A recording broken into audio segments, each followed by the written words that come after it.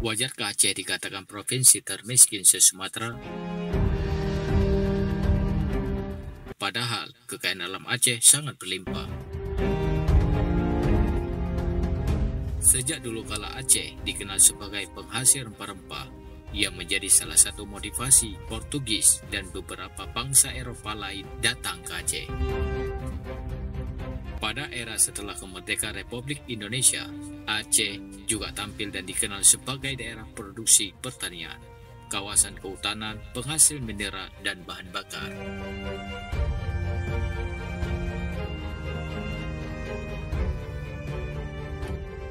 Sebagai kawasan kepulauan yang beriklim tropis, potensi kekayaan Aceh juga turut serta dalam pengembangan bidang tanaman pangan, perkebunan, peternakan, perikanan, hingga pariwisata. Provinsi Aceh dinilai memiliki potensi pertanian yang terbaik di dunia. Aceh hasilkan 1,7 juta barel minyak per tahun. Cadangan emas di Aceh hampir setara Freeport. Dengan kekayaan alam Aceh yang sangat kaya raya, seharusnya kemakmuran dan kesejahteraan dapat dirasakan seluruh rakyat Aceh. Tetapi ini malah sebaliknya. Aceh menjadi daerah termiskin di Sumatera. Pada September tahun 2021, tingkat kemiskinan di Aceh tercatat 15,43%, naik dari periode yang sama tahun sebelumnya, yaitu 15,01%.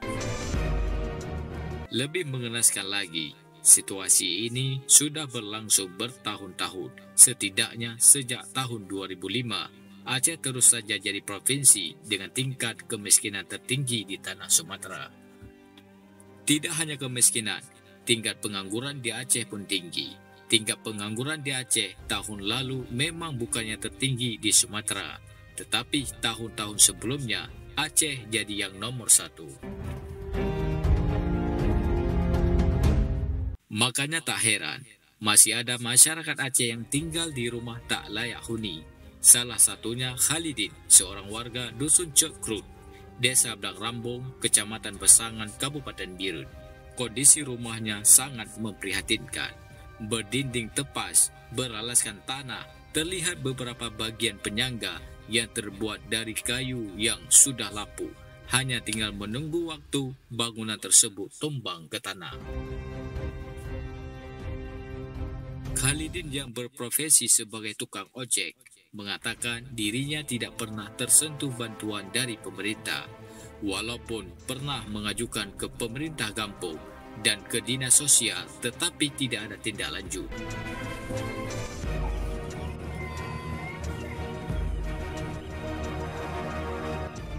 Aisyah merupakan istri Khalidin, berharap pemerintah peduli untuk membangun rumahnya sehingga mereka bisa berteduh dengan aman dan nyaman. Sementara Kepala Desa setempat, Fahrizal ST, mengaku prihatin dengan kondisi rumah Khalidin. Menurutnya, rumah itu harus dibangun baru karena sudah tidak layak untuk direhab. Tetapi segala sesuatu yang dilakukan harus dari keputusan musyawarah.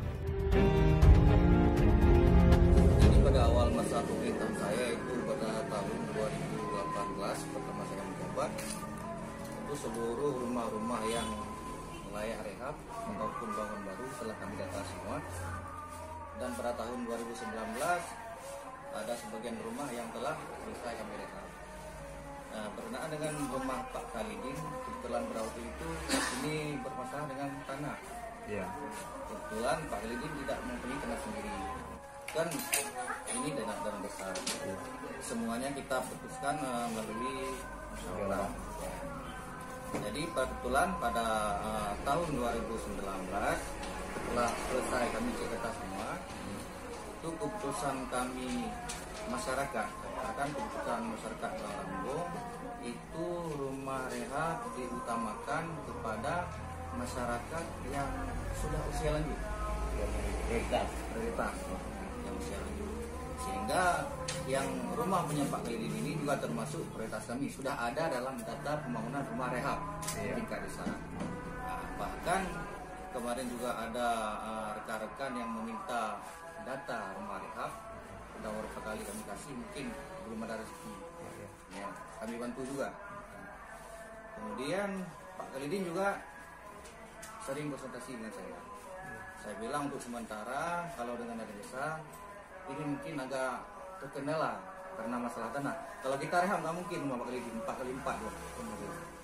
Mesti bangun baru. Nah, ketika cerita bangun baru, kembali lagi terkendala masalah tanah yang tadi kita bilang. Ya. Kemudian saya arahkan Pak Khalidin, coba kita cari bantuan di luar. Bapak buat proposal, misalkan ke dinas sosial, ke Perkim, mungkin ada solusi dari mereka. Nah, dan proposal sudah dibuat, saya akan tangani sendiri. Dan mungkin sampai hari ini juga belum ada hasil.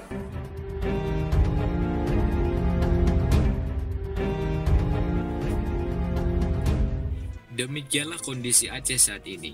Semoga dengan peristiwa ini, pemerintah pusat dan pemerintah Aceh serta pihak terkait lebih peka dan peduli kepada rakyat. Semoga pengangguran dan kemiskinan menurun dan tidak ada lagi rumah yang tidak layak huni di Aceh, sehingga prestasi juara 1 termiskin di Sumatera tidak bertahan.